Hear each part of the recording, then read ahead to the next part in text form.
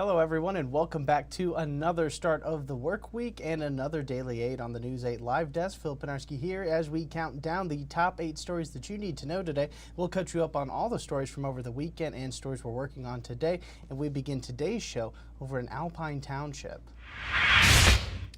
That's where authorities arrested a man after a Saturday morning shooting that left a woman dead and 2 others seriously injured. The Kent County Sheriff's Office was notified of the shooting around 2:30 a.m. Deputies went to the home on Tabor Road Northwest when they discovered 2 women with serious injuries. They were taken to a nearby hospital for treatment. Another woman was later found but was pronounced dead at the scene. The suspect was not at the home at the time that deputies were there but was found later and taken into custody around 7 that morning. Deputies believe the shooting began as a domestic dispute. The identities of the victims and the suspect are being held at this time as the investigation is underway.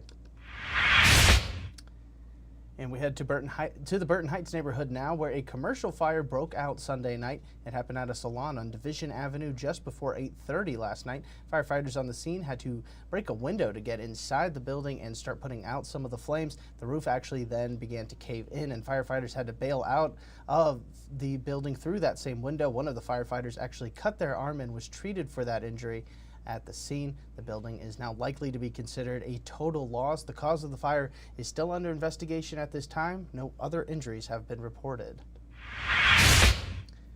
And staying on Division Avenue now, another round of construction is coming that way next week. The street will be closed from Fulton Street to Michigan Street starting on March 3rd and won't reopen until sometime in November. The Division and Fulton intersection was closed last year for several months as well, if you remember. The city of Grand Rapids said that it is closing this area for many reasons, including widening the sidewalks, upgrading the water main and utilities, as well as adding new trees and lighting fixtures to help the lighting there in that area. The city is also hosting 2 virtual meetings on Wednesday to discuss this project. We have information if you want to check those out over on woodtv.com right now. Mel Trotter Ministries is celebrating 125 years of service this week with a donation drive at its downtown Grand Rapids shelter. What started as a modest soup kitchen has become a comprehensive support system for those experiencing homelessness in West Michigan. Today until 4 p.m. you can actually donate items and help support Mel Trotter's ministries. Volunteers will be accepting donations of all kinds, but there are some key and high priority items that the shelter is looking for donations from people, including t-shirts, tennis shoes, toothbrushes, deodorant, and even some bed sheets. They also have an online wish list. If you would like to help them out electronically, just head on over to our story on woodtv.com to figure out how to do that. And also coming to downtown Grand Rapids is a brand new pizza spot to get your late night cheese fix. Well, it's not exactly brand new. Cottage Inn, which already has its roots in Grand Rapids, will be opening a second location between Fulton and Weston Streets. This location will offer both dine-in and delivery options and will also be open until 3 a.m. Cottage Inn already does have a spot on Wealthy Street if you'd like to check it out before this new location opens up. The plan for the opening of this second location is planned for sometime in May of this year. And we have one of the more fascinating stories we've ever had on the Daily 8, and that takes us up to the UP. You may not think of Michigan as a hotbed for volcanic activity, but you'd be wrong. In fact, Isle Royale and the Keweenaw Peninsula is actually part of one of the largest known lava flows on Earth, known as the Mid-Continent Rift System, which formed 1.1 billion years ago.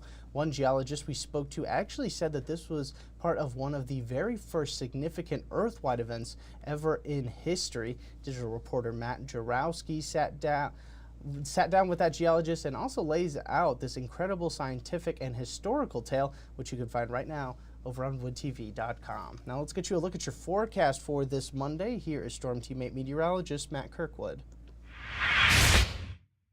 And welcome to the warmest day of February. February's first 40s will be heading our way today. It's going to melt a lot of snow out there. So goodbye to that snowpack.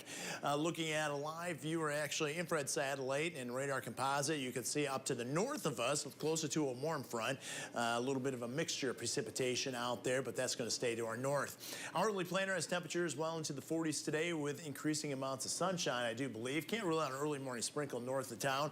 That wind will be gusting over 30 miles an hour shower at times. What we're tracking, 40s. It's not just today. It's going to be over the next few days. We'll have highs in the 40s. So we'll seriously put some puddles out there with all that melting snow. Midweek mix possible, and it looks like mostly rain to me from Grand Rapids southward. Could start out with a little bit of freezing rain and some snow north of Grand Rapids, and then mostly snow, it looks like, on Thursday. I don't expect any accumulation, but we will cool things off a little bit into this upcoming weekend.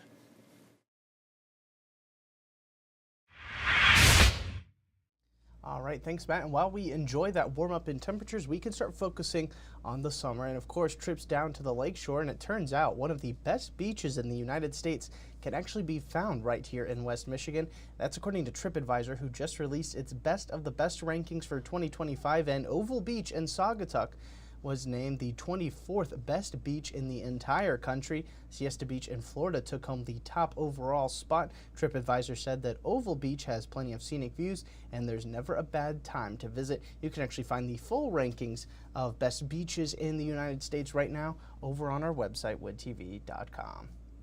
And that's going to do it for us today on the Daily 8. We will, of course, be back again tomorrow with 8 more stories for your Tuesday. I do want to thank everybody so much for tuning into this latest edition of the News 8 Live Desk. I'm Phil Pinarski, and we hope you have a great rest of your day.